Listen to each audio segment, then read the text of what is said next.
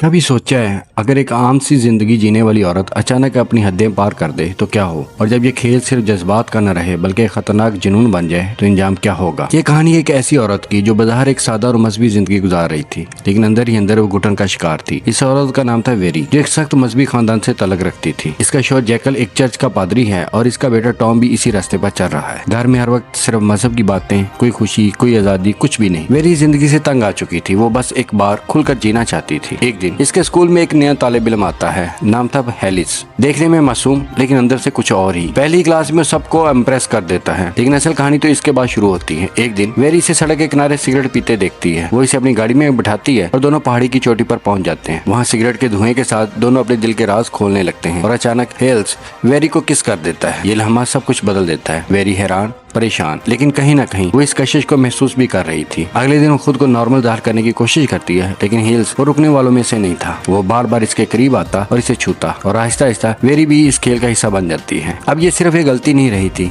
ये खतरनाक आदत बन चुकी थी। वो दोनों छुप छुप कर मिलने लगते हैं, पहाड़ों पर जाते हैं और अपनी हदूद को तोड़ देते हैं। लेकिन दूसरी तरफ वेरी का बेटा टॉम सब कुछ महसूस कर रहा था। एक दिन वो अपनी माँ से पूछता है, आप पहाड़ी पर क्या कर रही थी। वेरी के होश उड़ जाते हैं, क्योंकि टॉम के फोन में GPS ऑन था और अब सच ज्यादा देर छुपने वाला नहीं था। एक छोटी सी गलती कब एक खतरनाक राज बन जाती है और कब एक खानदान को तबाह कर देती है, यही इस कहानी का सबसे बड़ा सवाल है। अगले दिन वेरी घबराई हुई हालत में हेल्स को सब कुछ बता देती है। शायद टॉम को हमारे बारे में पता चल गया है, अगर इसने जैकल को बता दिया तो सब कुछ खत्म हो जाएगा। लेकिन हेल्स वो पहले जैसा नहीं रहा था। अब वो सिर्फ आशिक नहीं बल्कि एक खतरनाक खिलाड़ी बन चुका था। कुछ ही देर बाद वेरी के बेटे टॉम को अपने साथ ले जाता है और रात को टॉम नशे की हालत में घर वापस आता है। ये देखकर वेरी का गुस्सा आसमान को छूने लगता है, लेकिन हेल्स इसे समझाता है ये सब तुम्हारे ही फायदे के लिए है। वेरी को अब एहसास होने लगा था कि वो एक खतरनाक जाल में फंस चुकी है। अगले दिन हिल्स एक तस्वीर वेरी को भेजता है, और एक ऐसी तस्वीर जिसकी जिंदगी तबाह कर सकती थी। लेकिन जब वेरी कोई रद्द अमल नहीं देती तो वही तस्वीर पूरे स्कूल में फैलाना शुरू कर देता है। ये देखकर वेरी गुस्से में इसका फोन तोड़ देती है, लेकिन अब बहुत देर हो चुकी थी। शाम को हिल्स इसे अपने घर बुलाता है और साफ साफ धमकी देता है,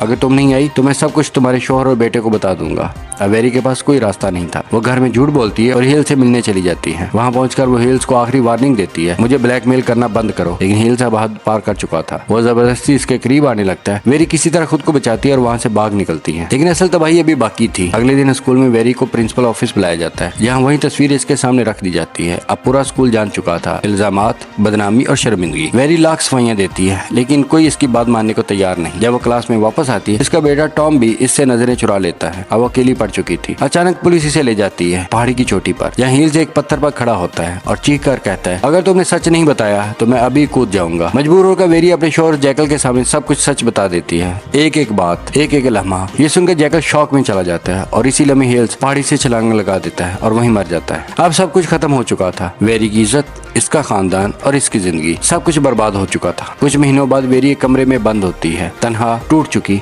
पछतावे में डूबी हुई। वो अपने बेटे को कॉल करती है, लेकिन टॉम इससे बात करने से इनकार कर देता है। अब वेरी के पास कुछ भी नहीं बचा था, सिर्फ एक सवाल, क्या एक लम्हे की गलती पूरी जिंदगी बर्बाद कर सकती है। कभी कभी जज्बात में लिया गया एक फैसला हमारी पूरी जिंदगी को तबाह कर देता है। इसी के साथ हमारी आज की कहानी खत्म हो जाती है। उम्मीद है आज की कहानी आपको पसंद आई होगी। मजीद अच्छी कहानियों के लिए आप हमारे चैनल को सब्सक्राइब करें।